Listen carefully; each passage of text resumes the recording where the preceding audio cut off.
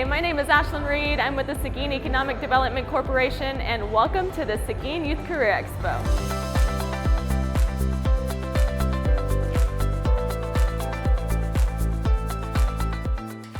The Seguin Youth Career Expo is an opportunity for our employers in Seguin to showcase and highlight careers and career pathways to 8th graders and the next generation of our workforce here in Seguin.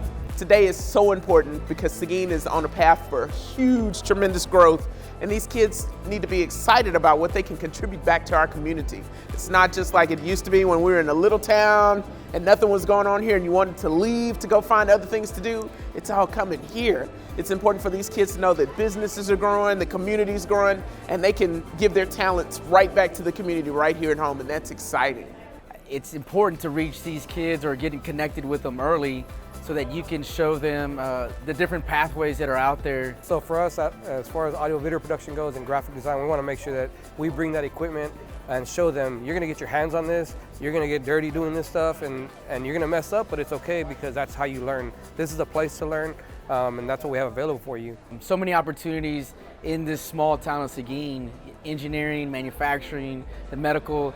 Seguin's just got a lot of great opportunities for those children.